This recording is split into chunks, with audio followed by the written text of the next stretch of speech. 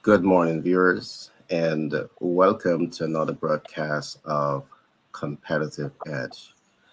I want to assure you that today promises to be an exciting day because myself and my team, we are going to be giving you a number of tips and techniques that will help you to attain the competitive edge in business and in life.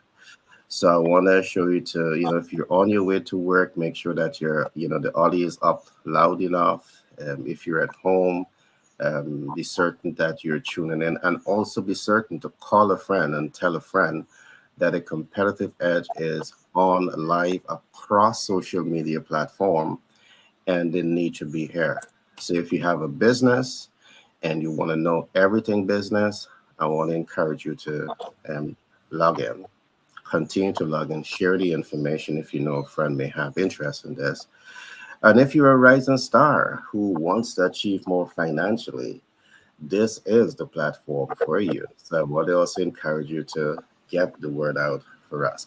Today in studio with me is no other than Peter Scott. Peter Scott is a minister of God, but he's also an entrepreneur. He's also the great mind behind, Chronicle platform. And he works a lot with authors. He works a lot with entrepreneurs to help them to get a voice. But even more so, Peter is the guy that's going to help you to understand the importance of master planning. You see, if you're living your life and you don't have a master plan, you don't have a plan. Perhaps you don't even have the life that you deserve to have. And Peter is the guy that will tell you about that. Next to me, also, we have Paul Whitehouse. And Paul Whitehouse is, you know, a person who have spent many years uh, in real estate investment. He is currently involved in helping people to access the much needed funds to grow and scale their business. But Paul has also served in protecting the nation. He has served in the police force in the United States of America. So he has this rich background, and I'm so excited to have these guys as my friends, as my colleagues, as my partners, as we commit to bring quality information to you on a daily basis that we know for a fact can transform your life. So, welcome, guys. Good to be here. Good to be here. Good morning. Awesome. Good morning. Thank you, Gary. Thank you, Awesome. Peter. I want to get the ball rolling by asking Paul to talk to us a little bit about finance. You are starting a business, you need access to capital. You are thinking about buying your first home, you need access to capital. Um, Capital plays a major role throughout the ecosystem of life. And I just want to have Paul to chime in a little bit on how can we all attain a fair degree of competitive edge with finance. Paul, all to you. Thank you. Good morning, everybody. Uh, really excellent subject, Gary, that you asked me to put some talking points together on. And there's so many. I mean, this could be very endless. All right. I guess I'll just get right into it. And line of credit versus well, how do you come up with working capital for an existing business? Okay. And I've seen this with real life inaction customers. All right. Line of credit versus other methods to come up with working capital. So, with a line of credit, that's subject to an annual review. You take that $100,000, that $500,000, whatever it is. And by the way, and I'm sure a lot of viewers know this, but if you don't, your line of credit is determined upon, your gross sales, 1.5. If you're going to get $150,000, you need to bring in like 225, $250,000 in order to secure that amount. And I talk to so many people who just say to me, as a startup, even, hey, I'm a startup and I need a line of credit. Do you have any sales yet? No. My bank Mm, told me that I could get a line of credit. You're going to be disappointed when they tell you the truth, when they really tell you what it is. And I don't know why the bank officers give the people a false sense of hope for 2 or 3 days that is possible, because it's not possible. Lines of credit are for established businesses. So, how do you get working capital if you are an existing business and you need it? Well, you could get a line of credit, and that's not a bad thing. Lines of credit are a good financial program for sure, but make sure that your business is strong, because if it's up and down or if it's shaky, and you do take that and you get approved on it based on your excellent credit score, because you'll need an excellent credit score to get that, then sorry, I got an alarm dog in the back. He thanks, has Jordan. making a point, Paul. I Yeah, don't I want agree. Adding to He said, "I'm agreed. I'm agreeing." I don't want to yell at him live on show and tell him to shut up, Vito. Shut up, Vito. I just did it. All right. So you get that line of credit, and then something goes wrong, right? And it gets called back in, and you have to repay the entire debt, but you already spent it and you don't have it. That's a problem. So, as an existing business, I think it's often easier to come up with the working capital that you need through a program called sale lease back. A sale lease. Now, you've heard me talk about equipment leasing. That's the best way to get equipment for your business. The biggest companies in the world don't pay cash, they don't bank finance it, they lease it because of tax advantages, and it's easier to get it done and quicker. So, coming off of an equipment lease, there's another program called a sale lease back. So you have equipment that you own free and clear, business equipment, or with a low balance. Well, that's an asset, and you can pull cash out of that asset through a sale lease back. And it's easy to get accomplished. It's better than bank financing. It's much quicker. We can get these things wrapped up in like a week or 10 days, even a little bit quicker if we have all the information right after we speak with the client. It just moves quickly. So what that means is, what does it look like? A sale leaseback means that an equipment leasing company will buy that equipment from you. They will pay you cash for it. You can typically pull 40 to 50% of the value of that piece of equipment out of it. You keep the equipment on site. It never leaves. It doesn't leave your parking lot. It doesn't get unbolted from the floor in your factory. It stays with you, and it needs to, actually, and the bank and the lenders know this, but it stays with you so that you can use it to generate the income to pay back what, they didn't lend it to you, they bought it from you, but so you can pay back that debt.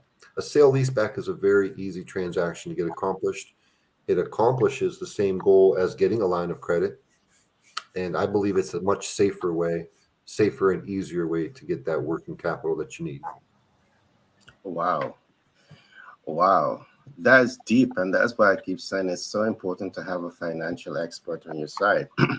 Because what I'm taking away, you identify the product that you want, you identify the right funding source, they buy that equipment, you have the equipment, but along with that, you also have some cash flow in your hand, because only part of the funds goes to pay down to the equipment, because so that gives you access to the equipment, and you now have some additional funds for you to leverage into the business. That is definitely competitive edge. And what I want to add to what you're saying, Paul, I do believe it is so important to have these financial hacks. It's not just about doing business the traditional way, because doing business the traditional way has proven that there is a lot of pitfalls in business. And very often, uh, even as you do your deep academic studies, it prepares you to a very fair extent in terms of the theory. But the academic in itself doesn't prepare you for how to navigate a recession, All right. And in all details, just don't go into that.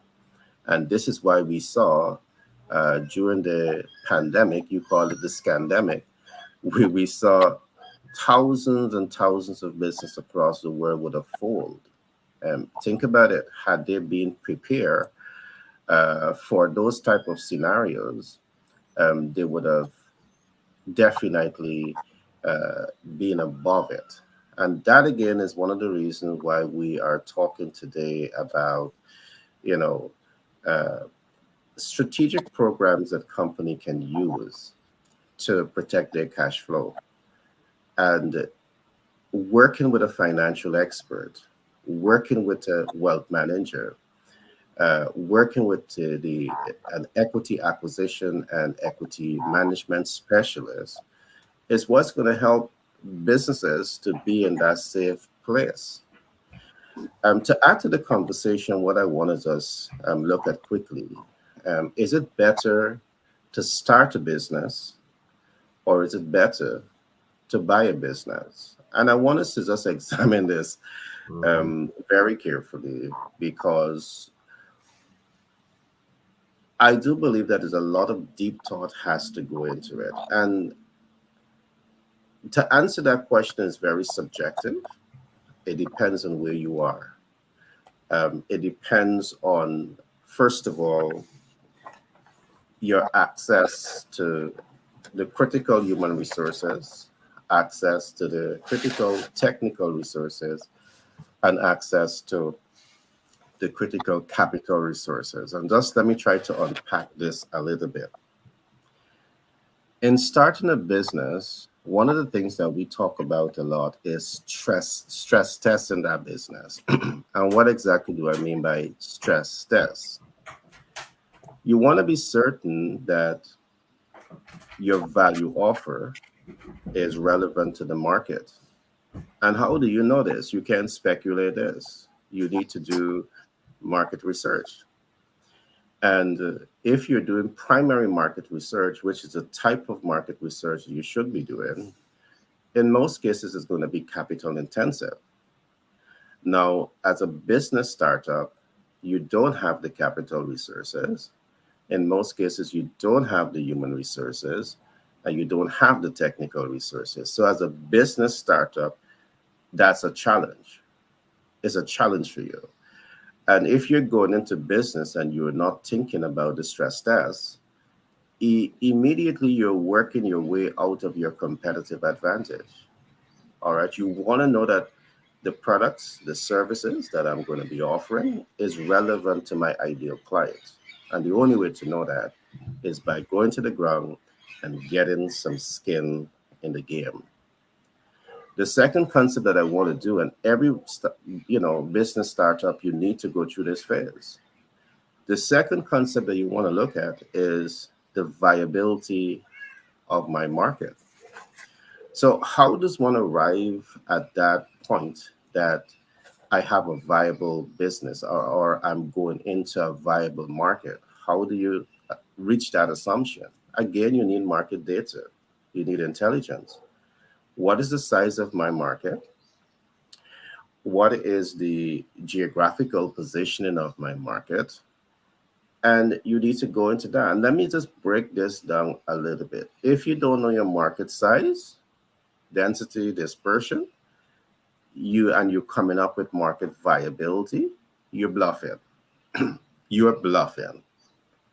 And when you talk to Paul and you're going to bluff your way in terms of this is the size of my market, because Paul is going to go and do his research. And he said, the data that you're giving me is inaccurate. It's deceptive. And I'm not going to fund you. I'm not going to help you get your competitive edge because you're not doing the due diligence. So you don't get the funding. So you need to go to the market again to get information about your market size, but it's not just your market size. But let's let me look at this a little bit. Let us suppose that you are doing a national scan or an international scan of your market size. Let us say at the national level, you are seeing that you have 1 million persons that are likely to be your consumers based on the research. So $1 million is now translated into a financial sum. You do further research and then you recognize that 1 million persons, they have the ability to spend $5,000 with you on a monthly basis. Now, what does this mean to you as a financial analyst? What does it mean to you in terms of assessing the viability of the market? Well, immediately, what this is actually saying is that 1 million consumers having the ability to spend $5,000 with you on a monthly basis, it tells you that that business has the potential to generate $5 billion per month. That's market viability. But you can't speculate these things. You can assume these things. That again might be so, but what are the elements of competition? What are the market gaps? So getting the finance is not the way at all. So I'm going through this to really examine if it is better to start a business or to buy a business. And starting a business, you need to have this type of intelligence, particularly when you're coming to investors to get money to grow and scale your business. The third concept that I want to share with you is, how certain are you that your value offer is reaching an urgent and immediate need? Because if your value offer is something that somebody can push off and say, okay, I'm not going to deal with it this month, I'm going to deal with it 6 months from now, it means that you're waiting 6 months to cash flow. But then you have monthly debt obligation. All right. You don't have guarantee buyers because you are not reaching an urgent and immediate needs. And starting a business, these are all the growth phases that you have to go through. These are all the stress tests that you should be doing. The fourth concept that I want us to quickly look at here is what I'm going to call access to your ideal client. Now, your target market may not be in your geography. They might be 50 miles or 100 miles or 10,000 miles away from you. Do you have what it takes to get your value offer there? Are you doing the research, first of all, to know this? And do you have the capability to get your value offer where it is reaching an urgent and immediate need? So all of this is what we call stress test. So a business startup, if you're not going through this stress test, believe me, you're shooting yourself 10 times in the legs. Not one legs, both legs. So you got 20 bullets in the legs. So you're crippling yourself even before you get started. Market dynamics will tell you that. So you're not going to, achieve what we call your competitive edge. The last concept that I want to show here on this particular point before I create the comparative analysis is what we call the ability and the willingness of the ideal client to pay.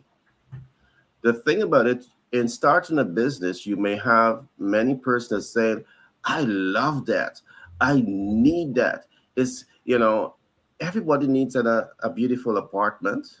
So you build a luxury apartment rental and you start to showcase it to people. If you're not showcasing to the right people, you've just put 20 bullets in your legs because they don't have the ability and the willingness to pay for your product. Or they may have the willingness, but not the ability. But you don't know this because you didn't do the demographic analysis, because when you do the demographic analysis, it will tell you the income status of your ideal client. So you put all of your energy on the ideal client based on income bracket and social status and all of these different things. They are data, but then you are not data driven. As a rising star in business, again, I start off by saying is access to human, technical, and capital resources. A business startup has to go through this. And as Paul would say, there's a cost for capital and there's a cost for doing business. And when you trivialize these things, you undermine the business potential to success. So if you're starting a business and you're not thinking that you need all of this, you have issues. Now, here this one. Is it better to start a business or buy a business? Now, if you're going to buy a business, guess what? You can look at historical data for that business. And guess what? The existing business would have already been stress tested. Once you have an expert on your side that is working with you, they would have stress tested that business to see that that business, their product is relevant to the market because the market is consuming it. They have access to the market. They have access perhaps to 10% of the market. So the business itself has scalability. You know it's reaching an urgency and immediacy because there is consistency in purchase. It might be some element of, let us say, pharmaceutical products for the elderly. So you know every month they have to make a purchase, and you know you're accessing them. You know that they have an ability and a willingness to pay. If the specific demographic don't have the ability or willingness, perhaps the business has already been set up to get intervention, state intervention to perhaps cover some of the costs. Perhaps like Section 8, because in Section 8, the ideal client don't have to have all of the money because the state comes in and gives support. But the existing business already established all of that. So you have all of that. So there's tough decisions that one wants to make when you want that competitive edge. Is it better to go buy a business because it has history, or start a business?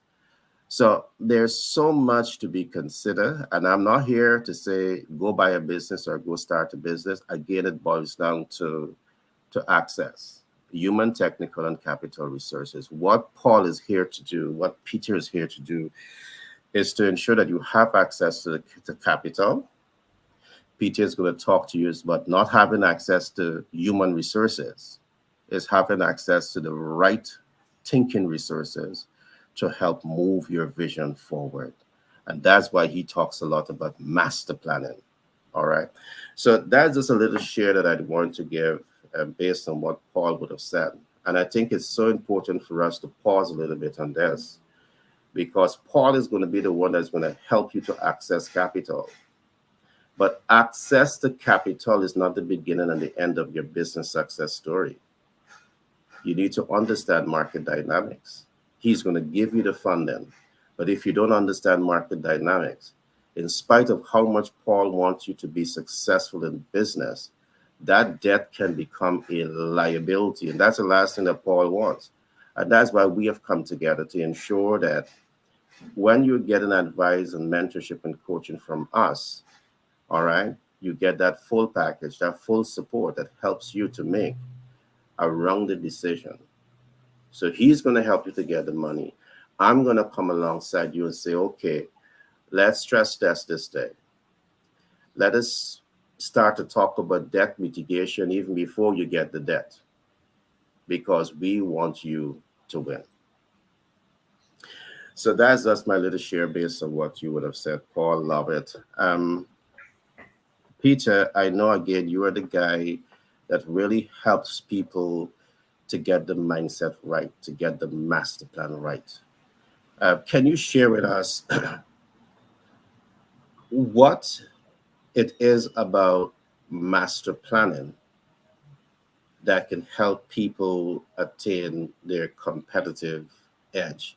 It may not be relevant to everything that we have just talked about, but from my vantage point, I'm seeing that if you don't have a plan, you are just like that building contractor who start building the roof first instead of the foundation. There may be some madness to the method, but having a plan tells you that the foundation, you just don't start building a foundation. You take into consideration the weight and the height and all of these factors into building. Because if you build a weak foundation, the entire structure can cripple and crumble on the weight.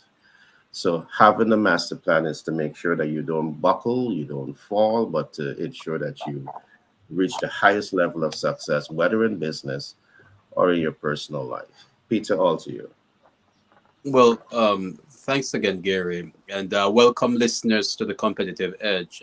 As a matter of fact, Gary, having a master plan has everything to do with everything that both you and Paul have been talking about. Because if somebody, even as you're mentioning about whether somebody should buy a business or they should start a business and everything, the master plan is going to, once they start the master plan, they'll be able to answer a lot of those questions, because it's the master plan is start with the human resource capital, the human resource capital, and the human resource capital starts with the individual in their intention to move forward, in them asking themselves whether they're gonna they have the ability to buy or to start a business. Because the first thing about the first human resource that any individual that is going to listen or are listening to us today, the first human resource capital that has to come into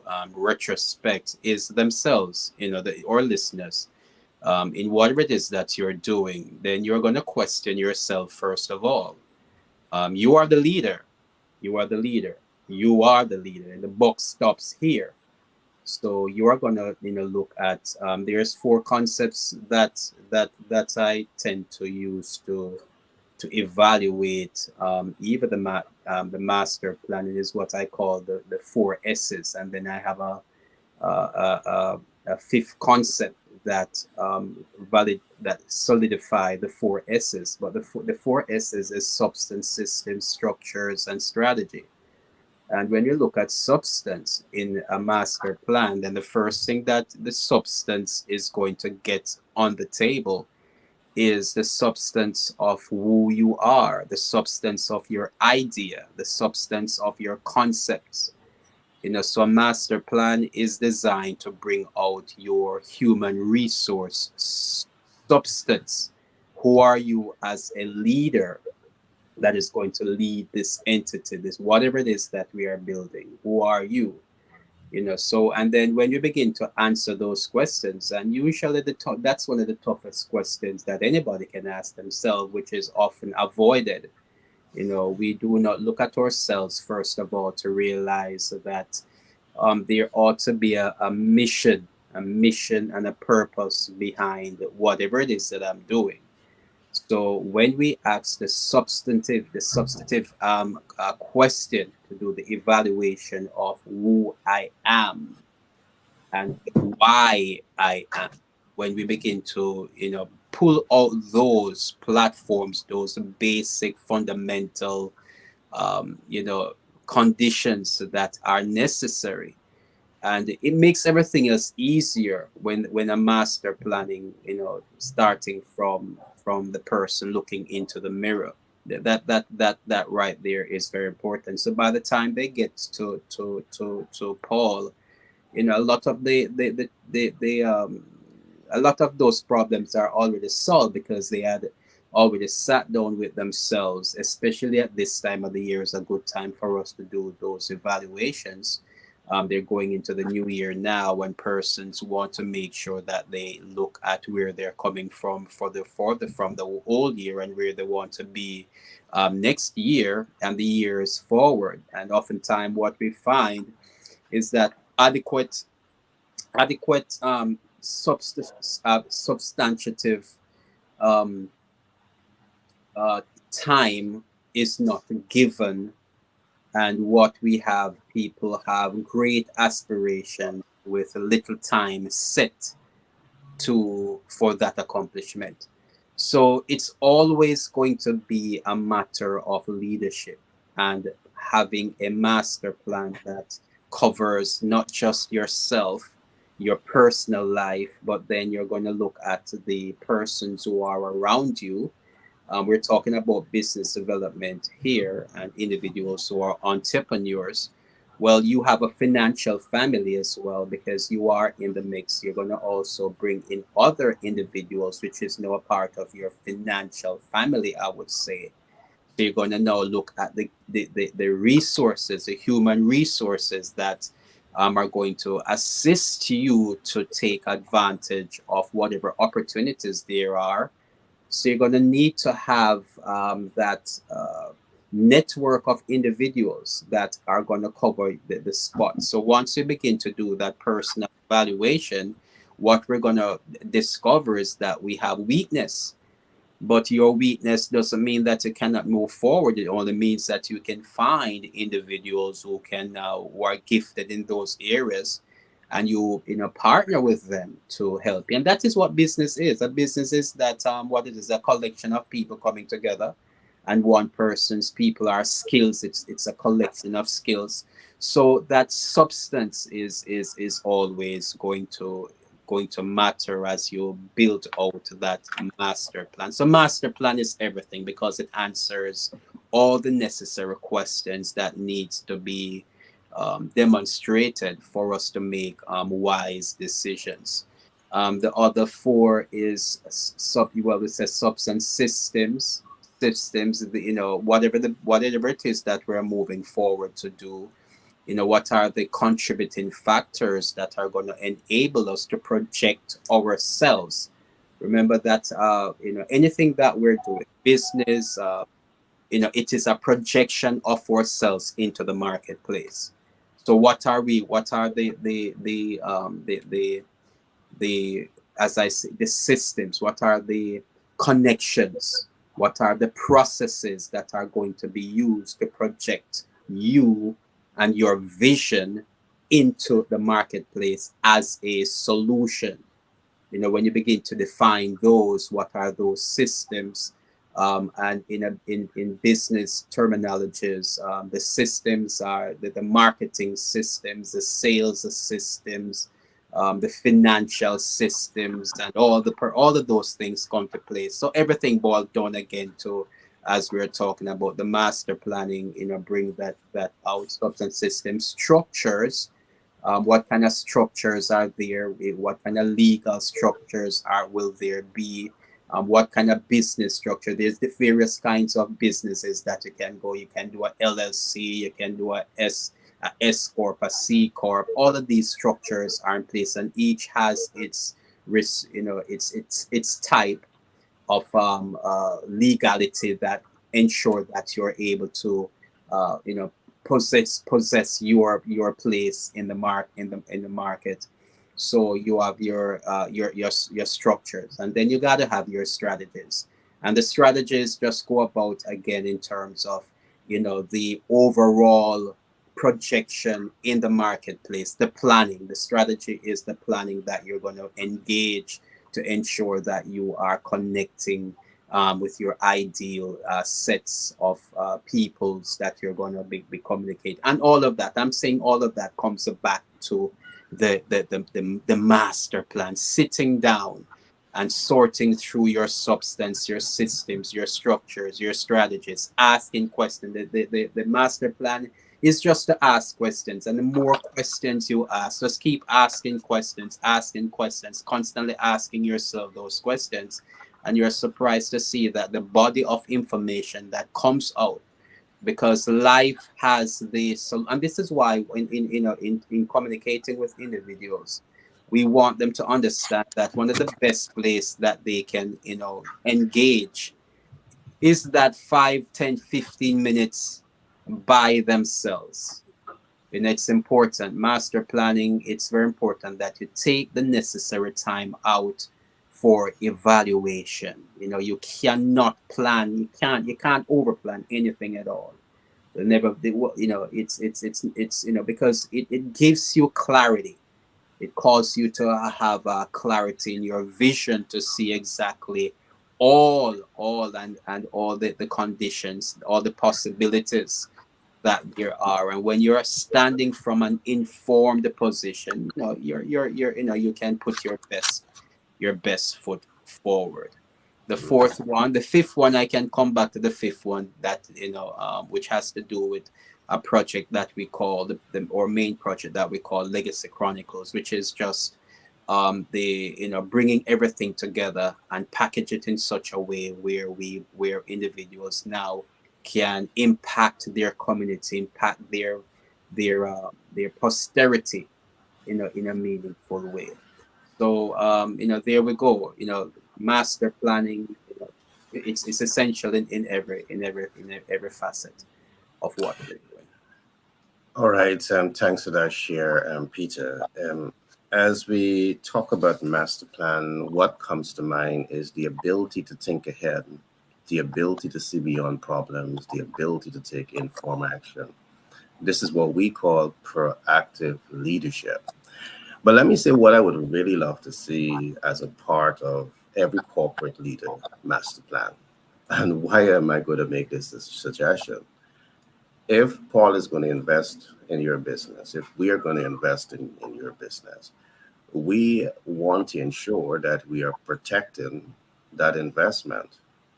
All right, because we know that private equity investors, they're taking other people's money. They may be taking money from SWF, which is sovereign wealth funds. They may be taking monies from university endowments. They may be taking monies from pension funds, insurance funds, high net worth and super high net worth individual. Those investments, we want to ensure that they are protected for the short and long term. What I would really love to see as a part of any master plan, and Peter, is the concept that we call the corporate cash flow protection plan. And why exactly am I saying this?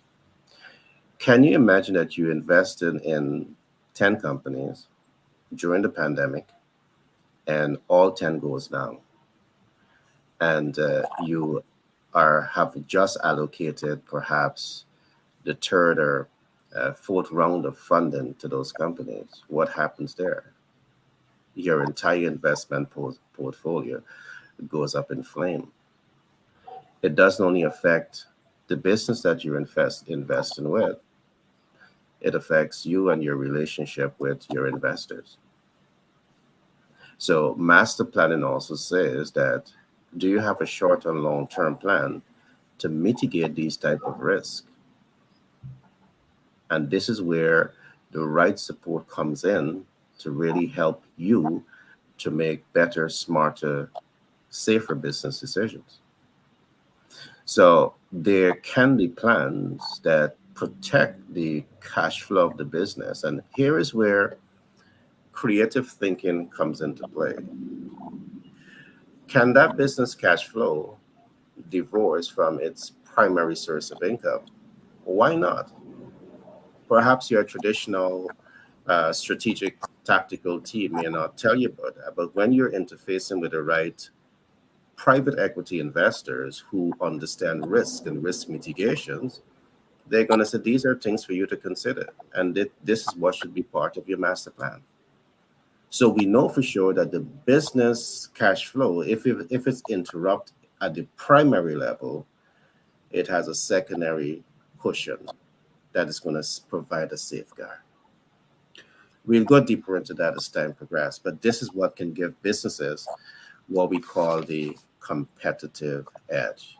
Don't wait until your back are against the wall and then you start saying, I wish I had thought about this and why I didn't thought about this. And you start to beat up on yourself. That may be too late. Mm-hmm. You got to be proactive, think ahead, see beyond problems, and take informed action to achieve a desired results. And that's why we are here to really, start to give you that kind of momentum to, own and master your competitive edge. And the great thing about it, Gary, is that no time is too late to start. It's too late to start. If you're in a bad position right now, if you want to be in a better position, if you're in a good position, you can get in a better position right now. Just start right now. Just begin to do that position right now. Yeah, Paul would say, start. Yeah. Just start. Just start. If you weren't doing these master plans, start. Mm-hmm. The time to start is now. Act now. I learned that from my friend TJ Campbell. You can act now. Hey, can I add something on what you're talking about, Gary? Go ahead. You really made me think about a few things here. Now, startup or existing, there's levels to everything. If you are going to finance a restaurant or a pizza shop, you're going to buy an existing pizza shop you're going to build, let's say you're going to build a pizza shop $250,000, $300,000, whatever it's going to be. If you use an SBA loan for that, they want 30% down, maybe 35. So it's $108,000. If you're going to do that, a lot of people have that, some don't. But if you don't have that, then you can switch your plan. Just like I told you guys a couple days ago, you can go find an existing pizza shop for sale.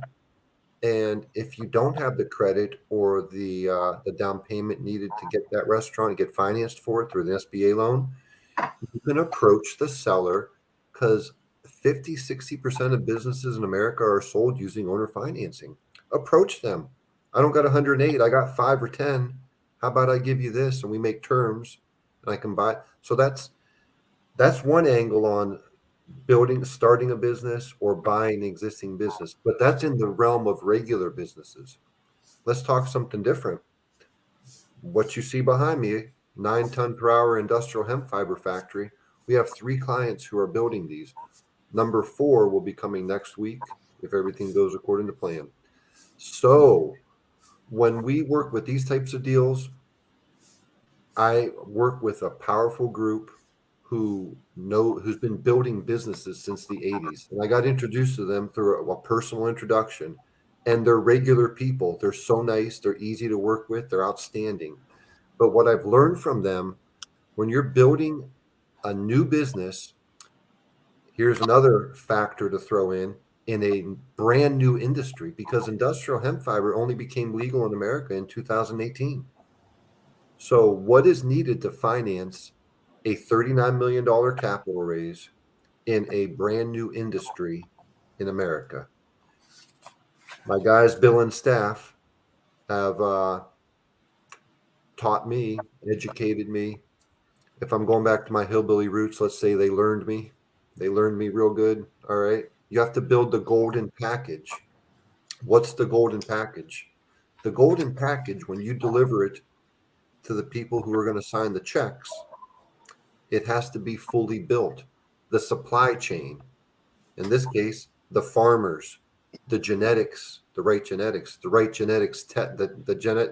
have to throw the seeds in the ground and grow 2 test crops, test the genetics, put all the farmers under contract. So you're building the supply chain. You build the first leg of it, which is the supply chain. Then let's talk about the second part, which that ties into a lot of what you said.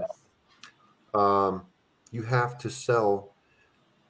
Bill told me, he said 3-4 years ago, you could get an idea funded. You sell 1/3 of your offtake and you get funded because you sold 1/3 of it. They know that you'll be able to sell the other 2/3 of it because you've already sold 1/3 of it. You've proven that you can do it. Not today, especially not today in a brand new industry. So what needs to happen what are our clients doing with these factories? Okay, when you open up a factory like this, year 1 you start operating at 35% capacity. Year 5 you're at 100% capacity. You have to sell your entire first year's offtake. So 35% capacity, it's got to be sold with agreements, not letters of intent, not a binding letter of intent, but an agreement. We will buy. That's creating the golden package. Now, let's contrast that a little bit, because again, there's so many thoughts, levels, everything is so unique and different. I guess if you're buying a machine shop, you can finance through the SBA. You can even buy a machine shop from, with owner financing. But when you're building a brand new factory today, you have to create the golden package. Is it easier to buy an existing business? Probably. But if everybody did that, then there would be no new ideas, no new businesses being created, and we'd all be stuck with everything we've got now with nothing new coming on the horizon. If everybody said it's easier for me to go buy a machine shop or go buy this or buy this type of factory instead of building industrial hemp fiber processing factories, there's 20 of these in America right now. 8 more are predicted to come online in the next 3 years. 3 of those 8 are our clients. There needs to be 250 of these factories in America for us to be able to compete with Europe, because this product's been legal in the rest of the world forever. It was never illegal, only in America. There's levels. There's a lot of things to talk about there. Start a business or buy an existing one. I guess if you're starting small, both are excellent. They're both excellent. It all depends on who you are. Is it easier to buy an existing business? I think it probably is. Buy an existing boring business. I didn't make that statement up. Boring businesses. There's a lot of people who talk about buying boring businesses that make a lot of money. Car washes, laundromats, things, not industrial hemp fiber factories where you're on cutting edge. But there's so many levels to this. Start a business or buy an existing business. I'd buy an existing business if I was starting out today. But I'm glad that there's not people who are, and I'd start a business too. I would do both. I would do both depending on the circumstances, whatever presents itself and whatever makes good sense. But if people aren't starting businesses, especially in new industries, well, then we're just going to stop going forward, and we'll just have to deal with it, working with what we've got instead of new products and new inventions and new everything going on. Yep. I think that the most important thing here is to be guided by the data. If you don't have the data, you cannot make an informed and educated decision. And what you need to do is to be guided by the data. However, some of the things that I talk about with my students, and we laugh about it, sometimes you believe that data is everything, and data is everything. Mm-hmm. But data can also be manufactured. And I don't want to get into that part of it. And some of the things that only yesterday we were talking about it, we are art being, but we have great innovators that is pushing the boundaries of social norms. For example, we have Elon Musk is going to outer space. The big question that we're going to ask, how many persons wants to go to outer space? To me, we're going to say, no, that's not a good market. But guess what? As we look at this very analytically, we start to say why Elon Musk would make billions of dollars investment into this. He's going to start to talk about safety, protection from crime, so you feel safe in outer space. He's going to talk about climate change, so you don't have to worry about climate change. He's going to create, justification for that market to strive and to grow. So it's important to understand the spectrum of what it takes to be successful in business, and it's about understanding the tools and being able to leverage the tools to achieve the objective. I'm not here to say, hey, $1 billion or $10 billion should be spent on order to reverse climate, problems and enhance human development. Perhaps that's what should be done. But perhaps also he may have a justifiable reason in terms of, start thinking about, outer space, because one of the greatest challenges that we're going to face with, 50 years down the road is overpopulation. And that could be a major. But in that, I don't think overpopulation, because it is Elon Musk himself who shows that if you pack all the people on the earth in a space together, the small percentage of land that they occupy is as if nobody is living on the earth. So he's the one who brought up that. So he could use that as a sales pitch. So, data versus, perception, the data versus, manufactured facts, or data versus the ability to think ahead, because this is, I believe, is the pinnacle of the ability of being able to foresee future challenges and adopting the organization to reach those future challenges long before it happens.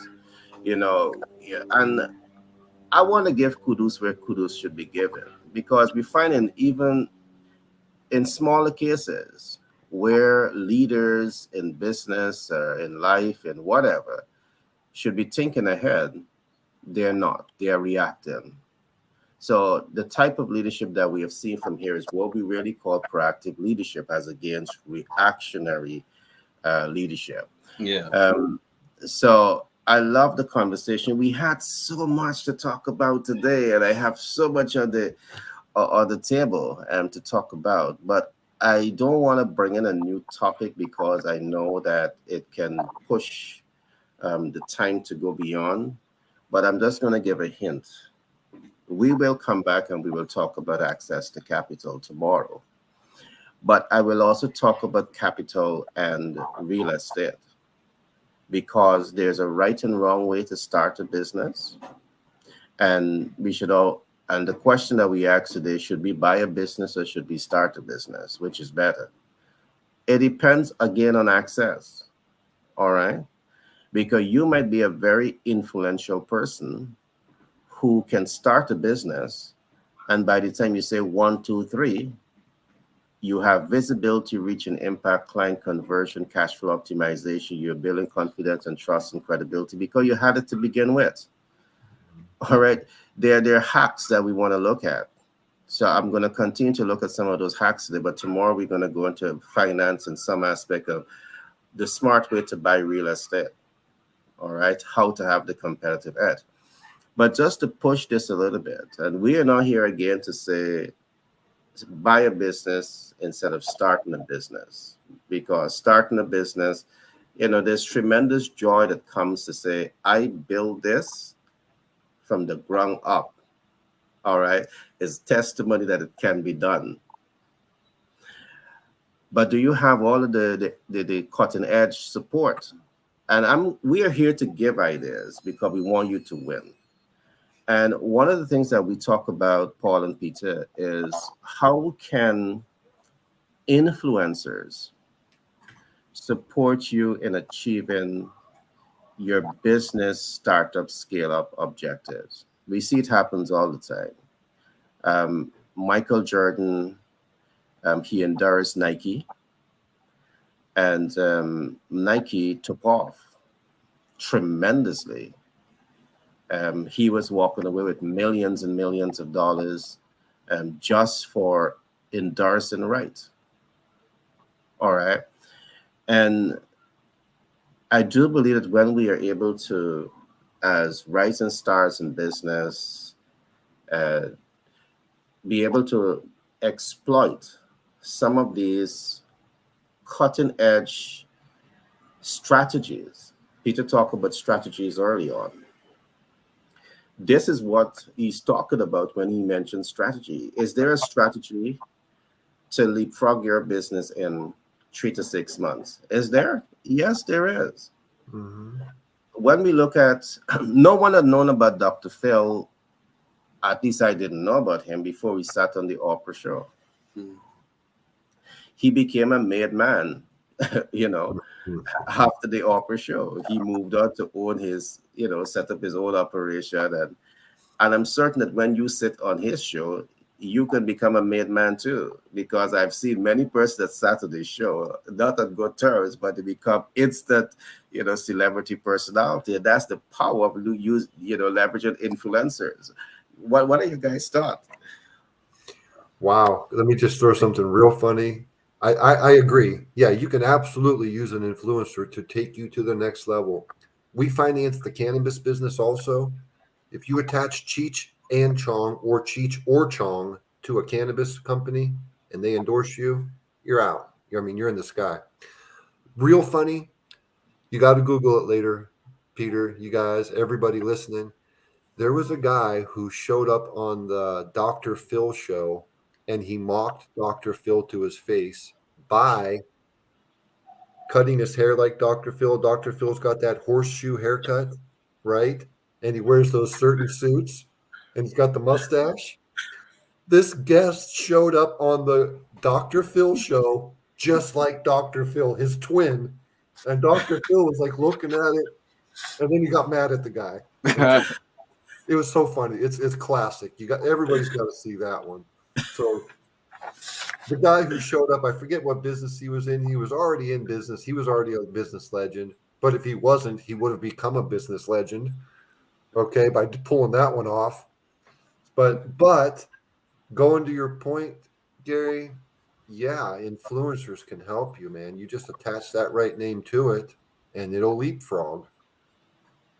There's so many tactics, there's so many thoughts, there's so many angles to all of this.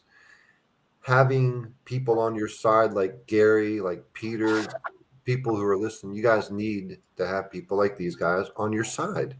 And another example that I can think of needing people on your side is not to keep promoting these fiber factories.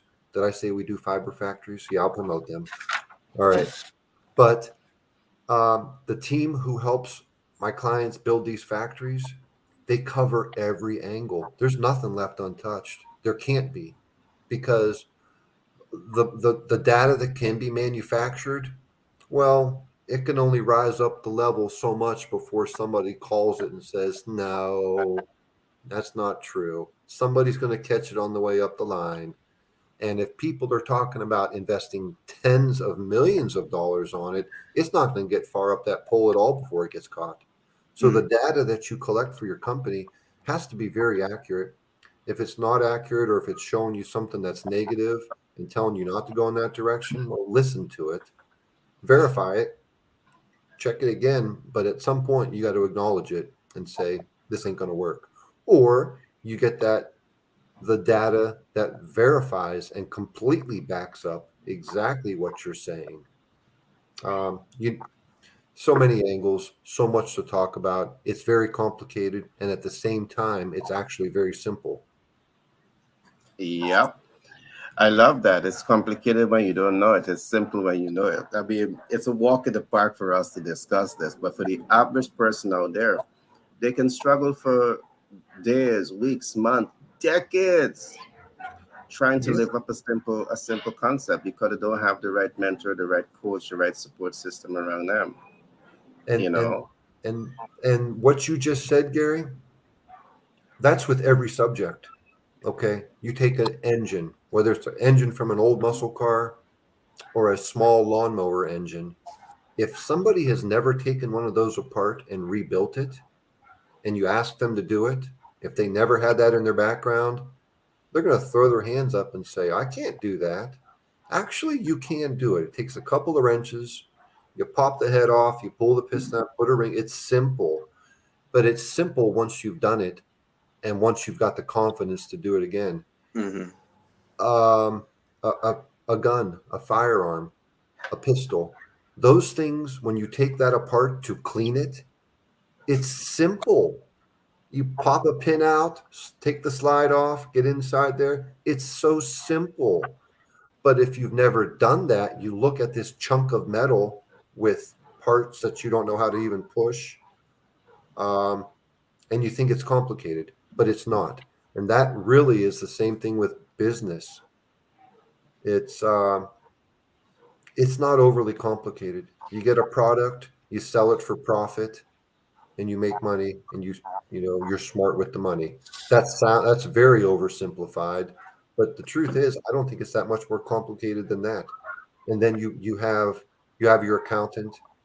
If it's a small pizza shop, then you've got yourself and you got an accountant. If it's a big business, you're buying a manufacturing company or something like that, you got to have a team of experts.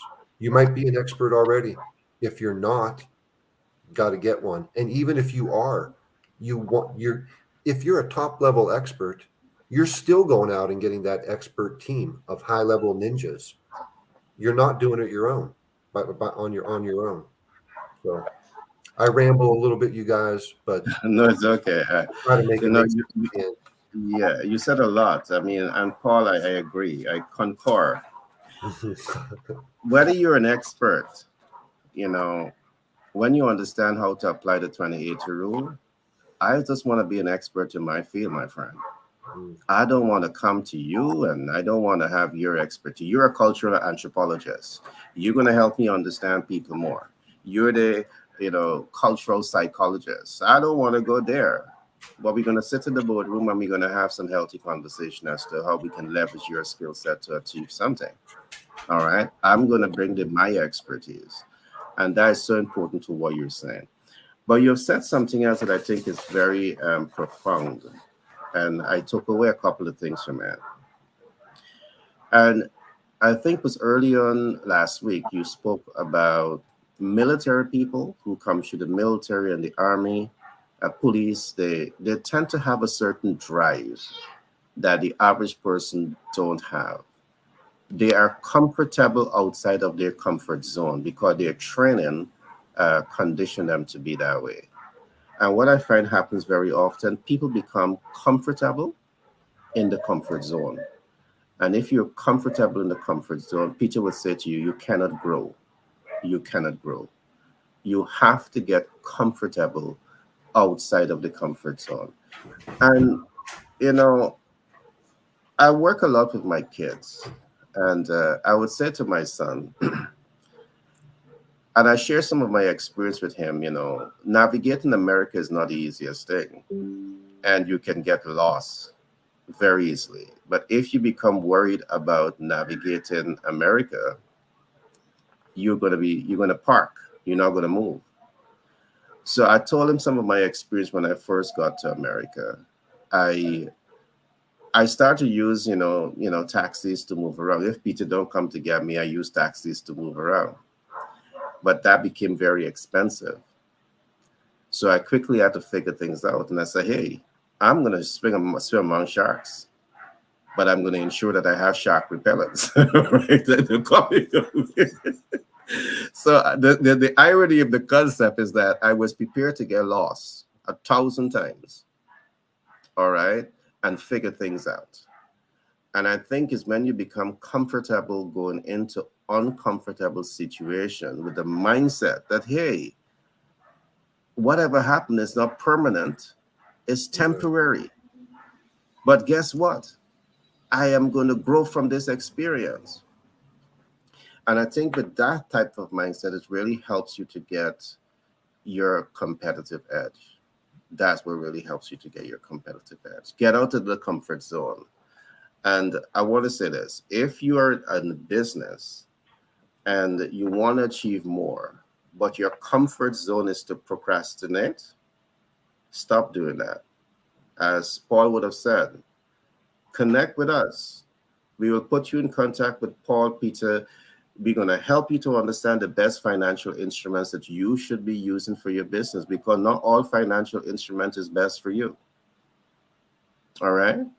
You need to know the best financial instrument. If you're in the US, we are fully set up to give you all the support in the US. All right? If even you want to start a new business there, we're going to give you that support. We have everything set up to walk you through that process, to get you set up with the Secretary of State, to get you set up with DNB so you can get your PAYDEX score, to get you your 4411 listing, to get you your SIC code, Standard Industrial Classification code. We have everything set up to give you all of that support. All right, so don't procrastinate. Reach out to us. Peter is going to be the person that's going to really help you to understand the importance of master planning. And all of these things that we are talking about, you should have someone to brainstorm with you, to think tank with you, to develop the strategic game plan that is pushing you to think ahead of situation long before it happens. And when it happens, you just go back to your master plan. I mean, in project management, this is a common way of doing things, because we look at risk that can occur, that we can look at historical data and find risk. We can anticipate some risk that is likely to occur based on, again, historical data, but things can go wrong that you just didn't think about. How do you deal with it? We talk about configuration management. So Peter, when he talks about master planning, is to really ensure that you have this master plan, all right? So to help you to win in whatever you're doing. And I love Peter, I think earlier in this week, he spoke about it, that many people fail with their master plan because they're going about it in all the wrong way. You develop a plan is about me, myself, and I. It's not about adding value. It's not about fixing problem. But I'm gonna give you the chance now, Peter, to just expand on that as we wind the program down, and then we're gonna wrap up. I really enjoyed today's program. Peter, to Well, you. before we, one of the things that you mentioned earlier, and I just want to just jump on it a little bit when you mentioned influencer. Shark Tank, is a very good example that Mhm. has been products or services presented on Shark Tank that didn't get funding, but just because it was just because it appeared on Shark, Visibility. it Mhm. just expand. People just gravitate to it in the marketplace, and those businesses become extremely successful. Didn't get funding, but appeared before those influencers, and the market it takes its place in the market.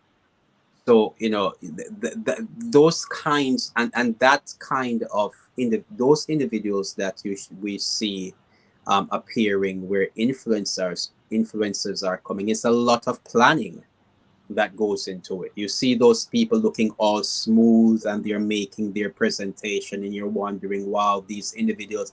It's a lot of practice for them to stand in that square and pitch their value offer. It's a lot of planning that goes into that for them to be in that position, and it's the same thing that we want to get individuals to understand that it is essential. Planning is very essential. Your personal life master plan, that's where everything starts, because that goes with leadership. But then there are ripple effects, like rings drop a pebble in the pond, and there's a ripple effect going out. It starts with the individual doing that plan for themselves, but they are a part of other individuals in their lives, their family. So as you build for yourself, as you plan for yourself, then there is the network of your family who are there. Not necessarily that person may say, look, I don't have family, but you have, and no man is an island. No man stands alone. He's connected with somebody that supports him, that loves who you are, and they are there for you. Then you have to take into consideration those individuals that support you. You plan with them in mind as well, because there is an exchange of resource between you and those network of individuals. And families operate within the parameters of the society, the community. And this is an example of community master plan. So we have personal life master plan, family life master plan. Paul, I know that you have your plans, to get your support from your family. Gary, you work with your family, and you present your personal life plans to your family. You show them the vision, and they come into that vision, and that's your personal and family life master plan at work. And then we realize as individuals, as we're building, if we're going to make connection to the wider community, then we need to forge a collaboration with other individuals who are like-minded, who we can build a greater network with. And we now form this right here. This telecast right here is an example of the community master plan or community plan, because now we're supporting each other to get the word out so that we can connect with people in the community to advance and to help them to advance. So everything works through this, and it is just life. What we're talking about, a family life master plan, personal life, community, it's just how society works. That's how society works. So for us to really take the time out to think it through, and that's basically what a plan is. You're just thinking things through in order that you minimize any kind of kickback, opposition, struggles, hurdles that are going to come in the way. You put yourself in the position to overcome. And lastly, when you have the corporate master plan, the corporate master plan is really individuals come into a legal agreement or any kind of binding agreement that we're going to operate with this for this end in mind. We form a legal body And business is a legal body, a corporation is a legal body.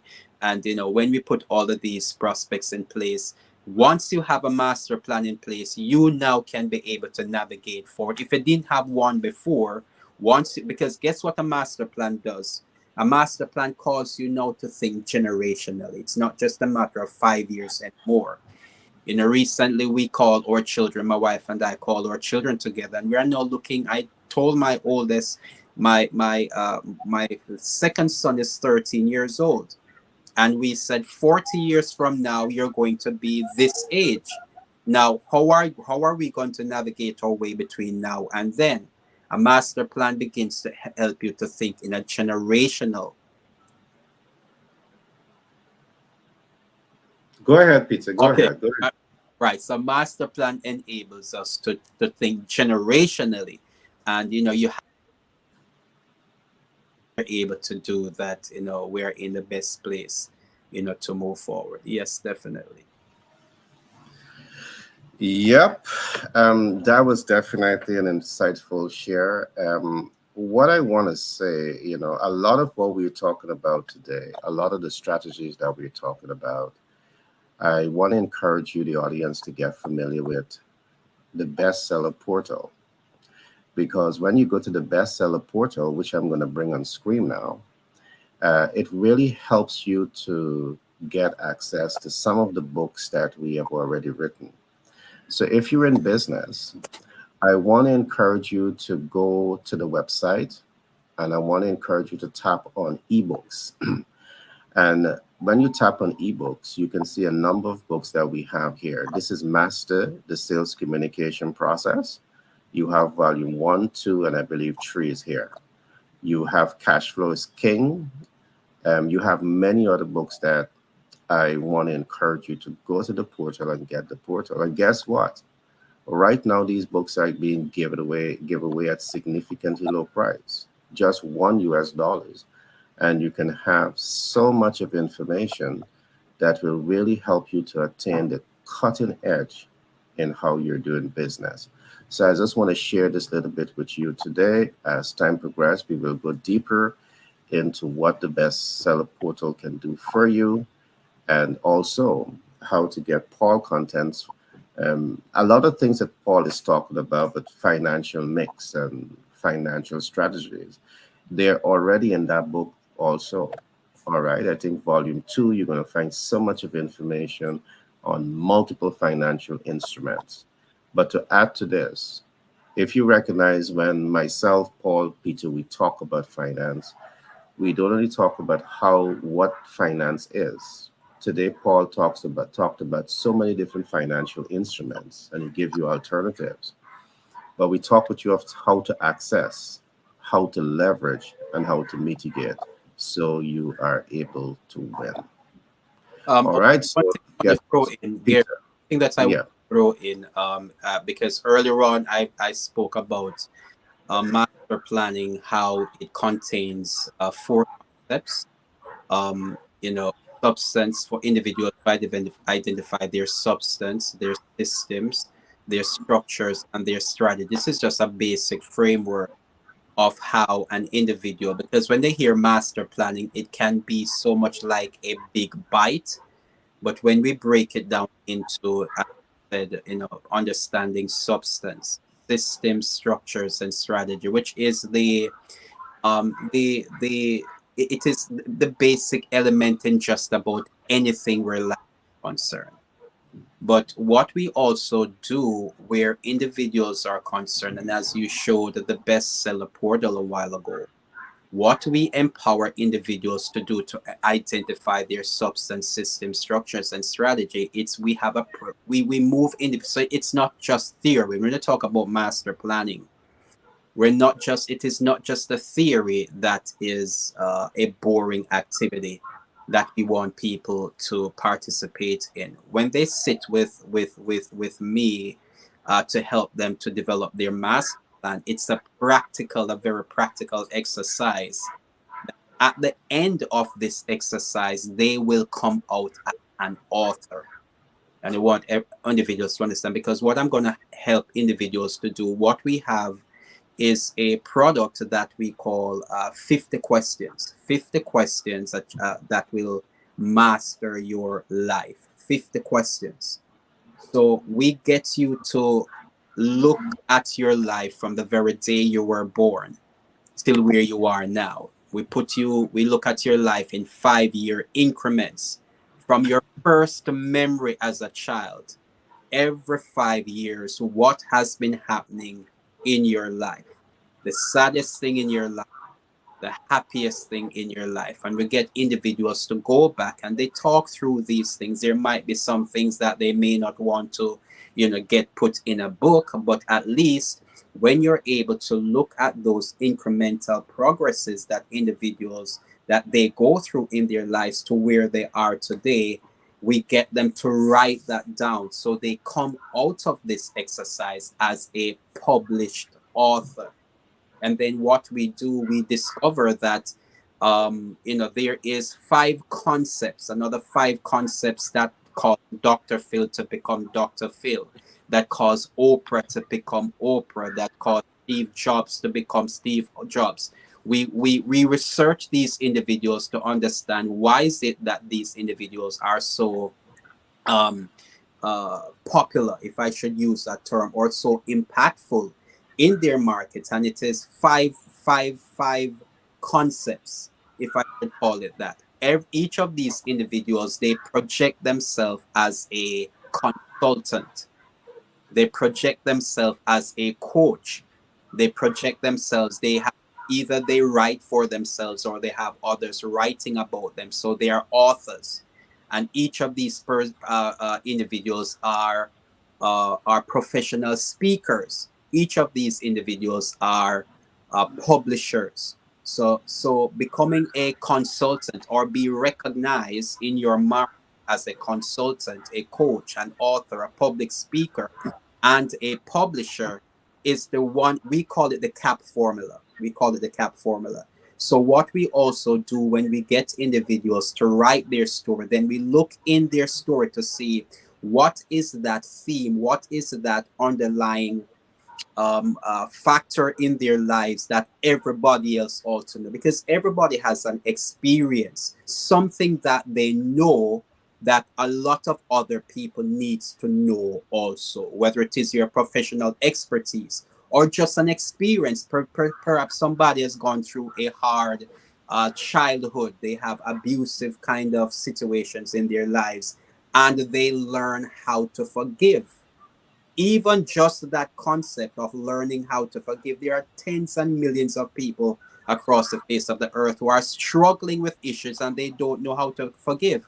We now can take that individual, we can turn that their process, their process, how they learn to forgive, and now they are now a consultant in teaching people how to forgive. Now they can write a program to become a coach on how to help individuals to forgive.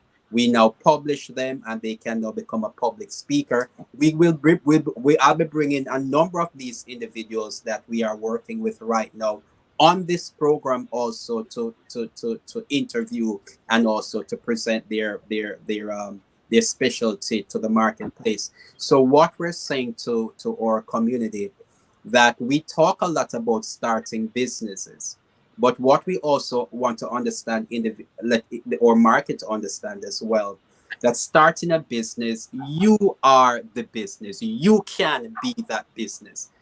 In this world, digital business is one of the fastest growing. The knowledge industry is one of the fastest growing industries right now. And everybody knows something that somebody else needs to know. We empower individuals to package their knowledge, distribute it into the marketplace, even through the bestsellers portal as well. Yep. I think each and every one of us, people in the world, you have the potential to achieve greatness. It requires a lot of work, a lot of work. And what Peter is saying, that once you are committed to the process, the only thing that is stopping you from your breakthrough is you. In addition to that, I love that Peter emphasized that his platform, he looks a lot at soft skills. if you're the individual that may not be a professional, but you had trauma, you had different types of, life experience, perhaps that life experience in terms of how you were able to navigate it and come to success is something that could be packaged. It's a story that you can tell to perhaps help someone who might be going through some of your trauma. So Peter has developed his strategies and support system to help people around that. The portal also, the bestseller portal, we also focus on hard business content.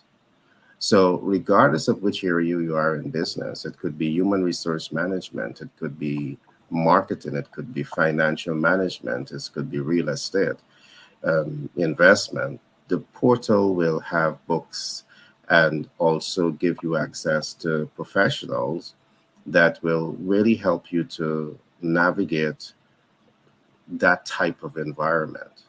So again, I want to encourage you. The portal is very broad based.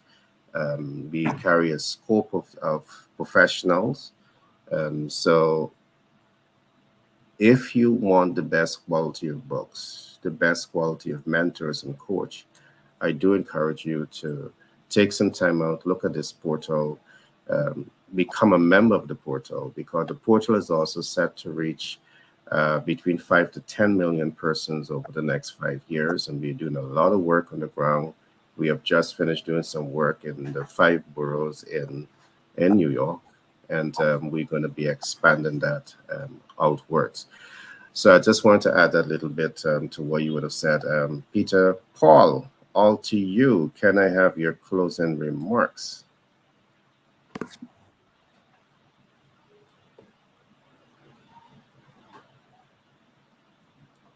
You're mute, Paul. You're mute. Oh, that makes all the difference. I trusted the dog didn't do that, because the dog has said I didn't get my chance to speak. I'm gonna deal with Paul now. Yeah, he spoke earlier when you guys heard him bark. Oh, he got a shot. We got a shot. Okay. Once he got his shot, no problem. Now he's just over there relaxed. Okay. Well, we covered a lot today, and it all ties in together. With you would think that finances are they're not. I don't know why you would think that, but I can imagine some people would think that what Peter and I are talking about are two separate subjects. They're not. They all blend in together. And I just love what you said, how you guys do it every 5 years from when you were a kid. Your earliest memory builds people. I think that whether we read it or hear somebody speak it on a podcast or wherever, on television, wherever you hear them, we all gain. If you don't have the experience yourself, the next best thing is somebody else's experience. Right.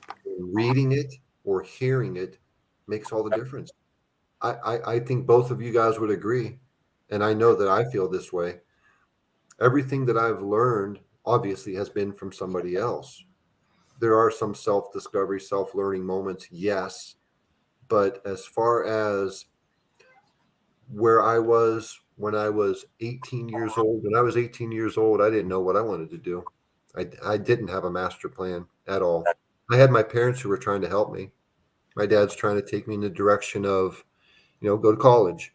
I did that. I didn't like it. Then my dad said, I'm going to get you a job at the steel mill. I was like, okay. I didn't get focused until my middle 20s.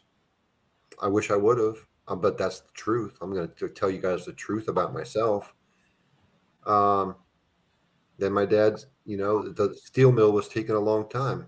He said, I had 2 brother-in-laws who were cops. He goes, why don't you go to the police academy? And I was the least likely person in the world to do that. But I did it, and it was outstanding. That job changed my life. It made me more confident. It gave me abilities I didn't have before. After that, everything that in sales, car sales, that gave me abilities that I did not have.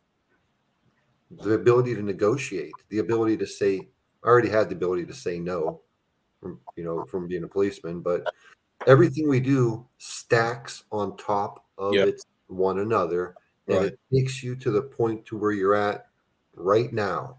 Right. And it's awesome. It really is awesome. And I just want to say to anybody listening to this podcast, if you don't feel,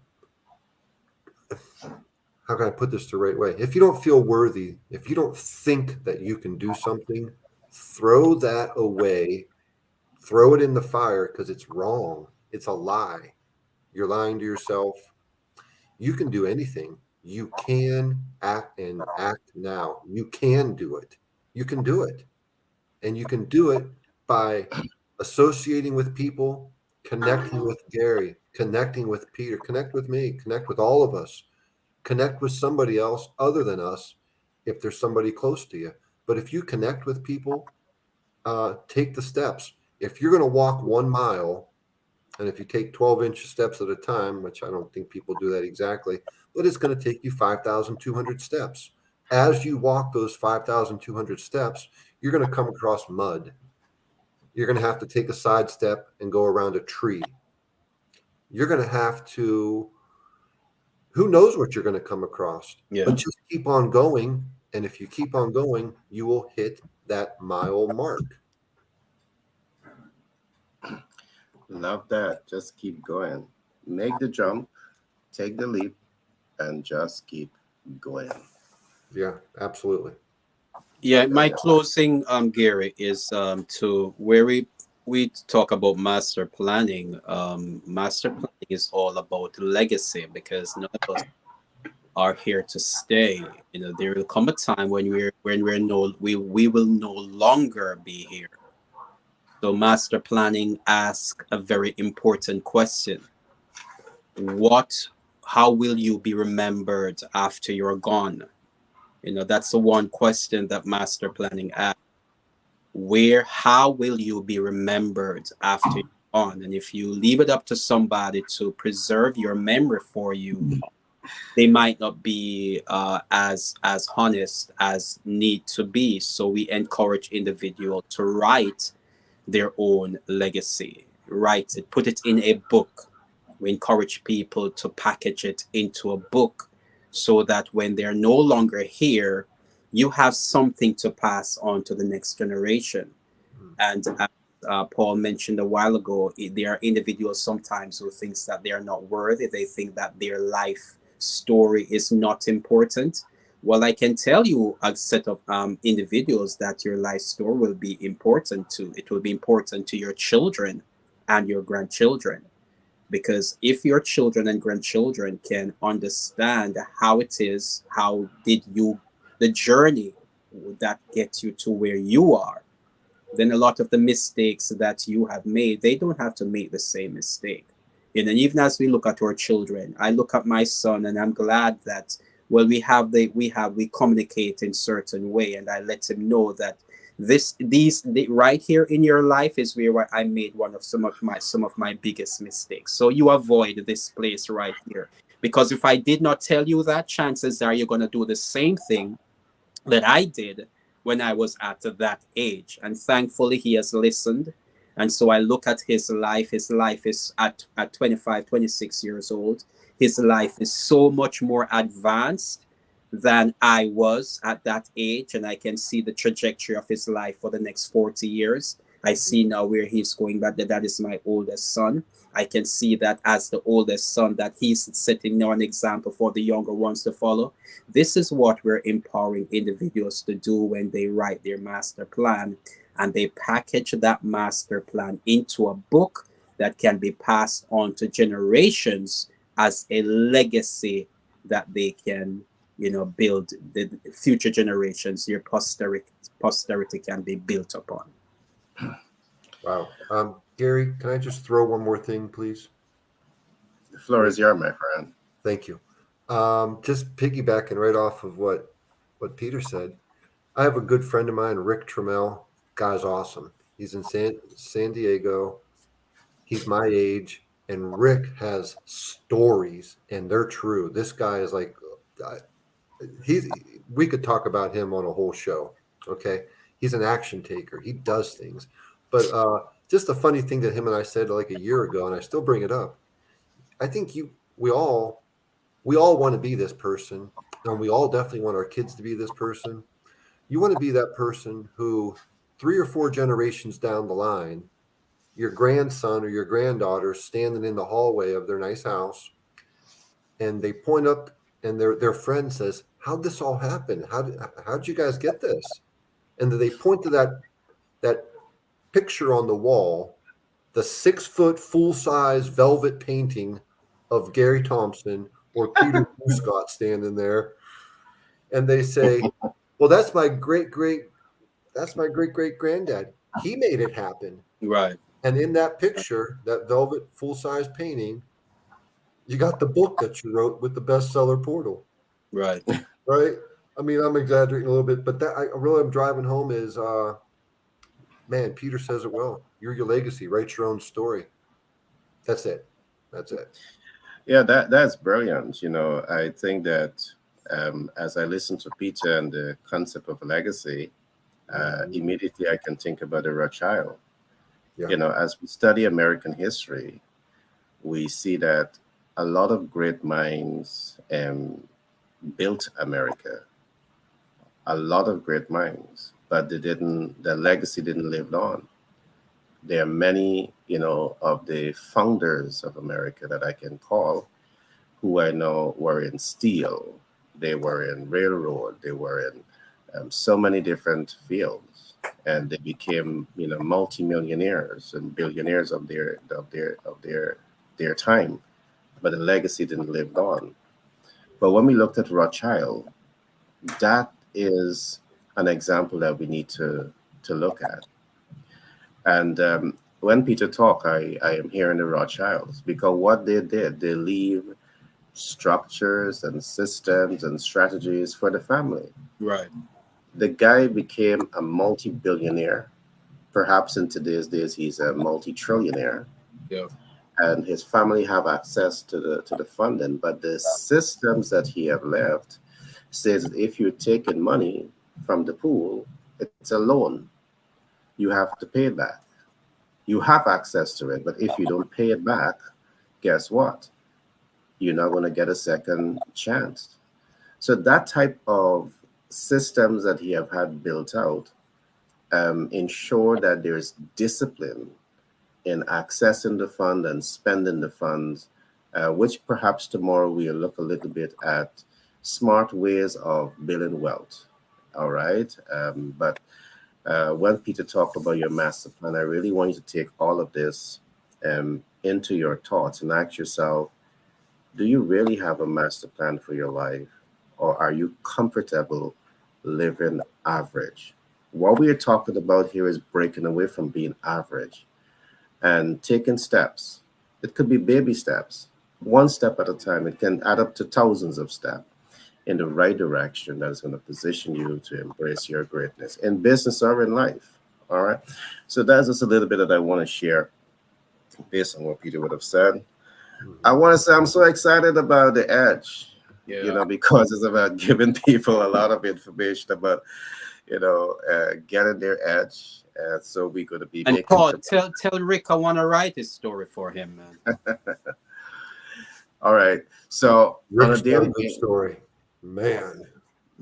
good.